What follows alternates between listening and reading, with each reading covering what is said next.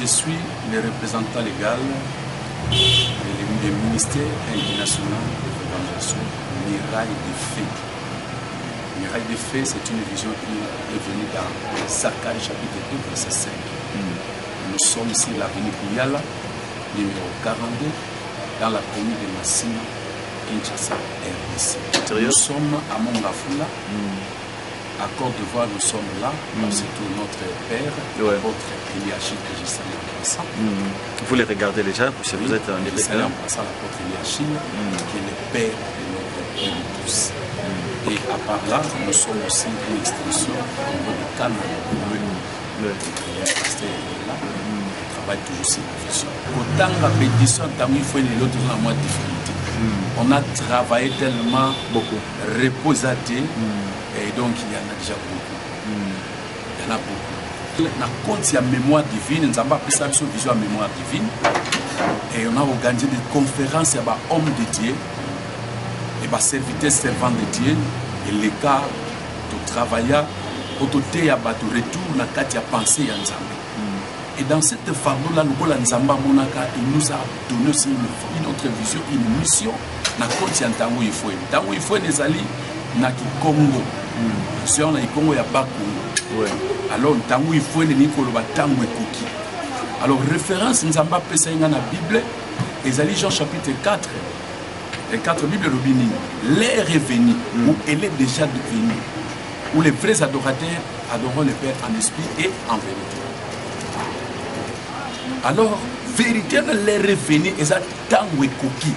Tango, il faut il le faut tous à la adorateur au tata soluka. Alors, adorateur tata soluka, c'est la volonté en Nzambe.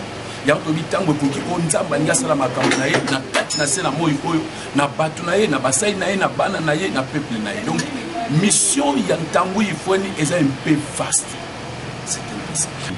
Tango il faut ni ezali mission, ezali vision. Oyo ezo mema biso na ba couche nyonso et ko sangisa basala Nzambe ndengo lobby na ba conférence na ba séminaire et ko sangisa bana na Nzambe na ba croisade na ba campagne na ba convention et ko sangisa bana Nzambe peuple congolais na kati ya ba action sociale na ba économie na nyonso.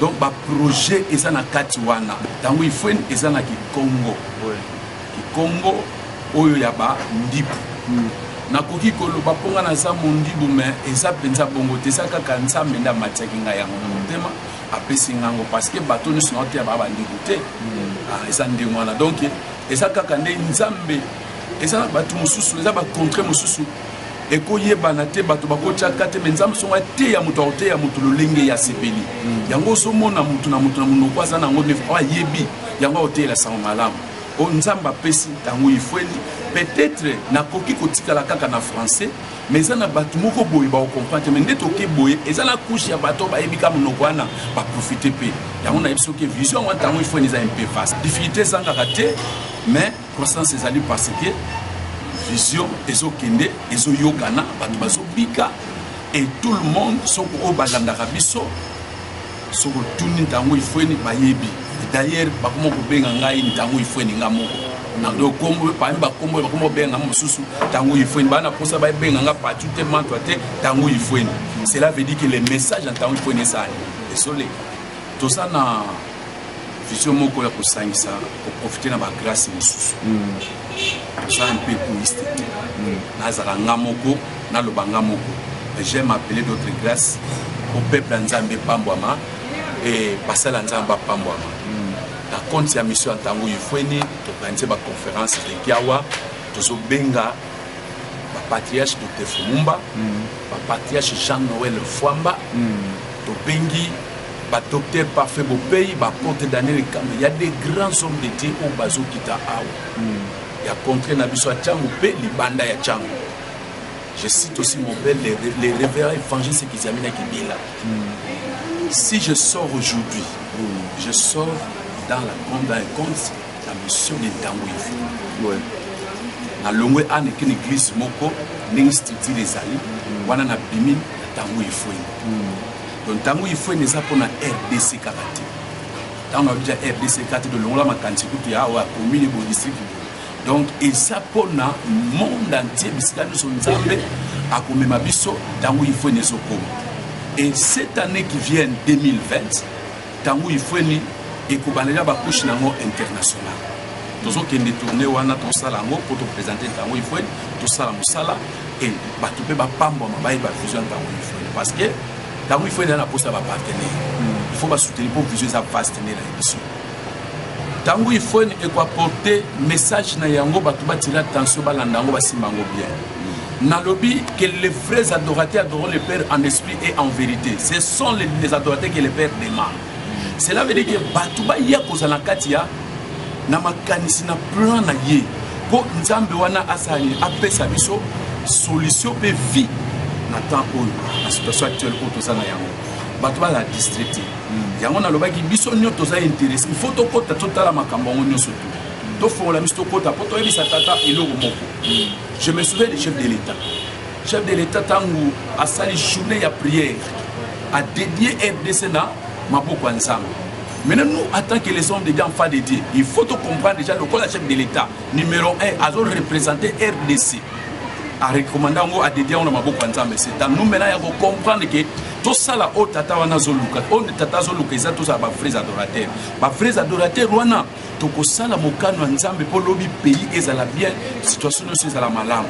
Donc mutu fala da message en tango ifo. Vraiment nous avons un grand problème. Message oyo est important pour la nation congolaise. Qu'on nous donne seulement des moyens tobima na ba chaîne à télévision nous sur la radio pour pas touper pas occasion ba yoka. Nous avons des choses à parler au peuple. Nous sommes dans un événement de Tango Ifweni que nous avons commencé. Nous sommes le lundi, mercredi, jeudi, vendredi, dans des prières fortes, délivrance, d'édification, et les dimanches matin, 8h30. Et le 31 décembre, nous avons eu un réveillon de grâce que nous dénommons Tango Ifweni 2020, l'année des récompenses. Il faut que le peuple de Dieu soit récompensé. Nous, en tant qu'enfants de Dieu, on doit être récompensé. Au sein de Moussalamo, il faut soit récompense. Autant que nous comme mais récompense, il faut ça. 2020, on a un message à récompense. Ok. Pour ça, mais le 31 décembre, tout ça, pour te le message pour l'année. C'est ça. 2020, tout le biboui. D'abord, déjà, pour clôturer. Milulo Tozana le 20 janvier. Donc chaque jour, chaque semaine, Tozali. Le 20 janvier, tu as clôturé. Et ça dimanche. Tu bengi binoboya. Tango il faut une ezobomisa 20 jours. 20 jours wana na compte il y a 2020. 20 jours wana clôture na weko bandozala na 20h20. Tango il faut une message au ezopesa pour bénir le chiffre 20. Il faut comprendre. Donc, ça, la voyage en temps où il faut une potoluka, tout ça, la posa ya nzamba bengi biso, apesi biso vision en temps où il faut. Tout ça, tout ça préparant pour nzamba za la glorifier. Ba orateur au travail ba on en temps où il faut. Bazaka ya biso RDCT. Na Afrika wa ba pays mususu tout ça bazaka ba kozala. Et na Europe pe ba kozala. C'est pour cela que vous allez constater que 2020 c'est aussi la bisoté sans que tout fan d'aka tout tambola tout ça va tourner tout ça l'année vous allez pour l'avantage ya nzambe kwa bengi bisoté pour na peuple naé na compte en temps où il faut. Nous avons beaucoup de orateurs autres se réserver pour le belabino en mais avec le temps beaucoup de monde et Dieu fera de grandes choses. C'est ça qu'on est en train de passer. C'est très important tant où il faut na joie pour ça. Si les hommes de Dieu, les enfants de Dieu, le peuple de Dieu, le peuple congolais aussi, ou le peuple du monde entier, nous ne sommes pas unis, nous aurons beaucoup de difficultés. Pourquoi? Les messages que Christ nous a donnés sont centralisés dans l'amour. Or, l'amour, ça nous unit toujours. S'il n'y a pas l'unité, nous serons que plus que rien. La Bible dit ceci.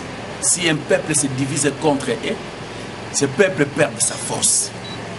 Comprenez directement que ceux qui les lobby sont congolais, ceux qui les lobby sont chrétiens, biso les lobby politiciens, biso ba hommes d'affaires, je ne sais pas, domaine na kokotanga mais nyonso, sont tous à unité, ba journalistes, ceux qui tous à unité, sachez-le bien que la bénédiction va nous quitter.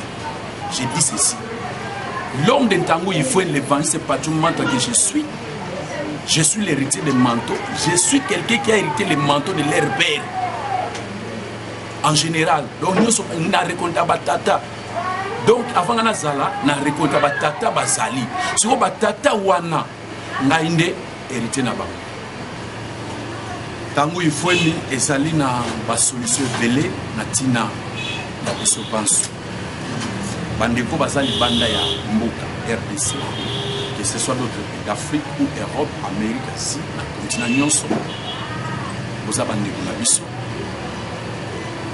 Nzambo abengi biso aponi biso za nzambe na bino. Message wa pesi biso za message na bino. Ya ntango il faut wana posa na beaucoup de temps na bino bozo. Nous avons des solutions, il y a coupé ça par rapport à ma famille. Mais le problème est allé.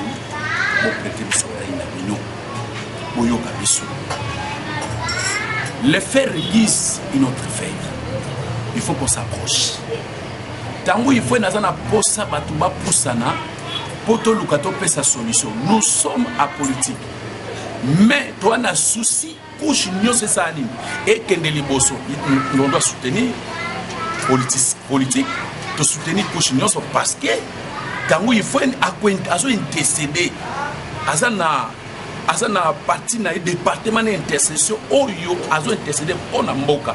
Pour na bande collapse na poto pour na batu nyonso o bozo yo kezo le kana mboka na biso bokanga maboko te boluka bo intervenir na niveau o esengi meto yeba niveau nyonso ko intervenir ya nzambe ne leki nyonso alors soki bino pe kuna botelemi na message entango il faut que tango ekoki toza la ba vrais adorateurs o tarabe to défendre intérêt ya nzambe évangile pe ya mboka na biso lolenge sengi nzamba ko ya ko rejoindre biso nzamba ko sunga pa ko sala to komo to kende liboso to za wana pona bino to lingi to partager na bino to li to koma pene na bino bokoma pene na biso alors message oyo to batela mo bien to bomba yango to sa pona couche nyonso wana posa ba information to zo sala l'effort to ko sala ke to pesa ba message ndenge sengi parce que lelo to zo pesa mo ba prix fini mais to ko pesa ba message sengi ba information ko sengi ya solo pour ba message à l'okuta pesali tant to ta sabino a solo to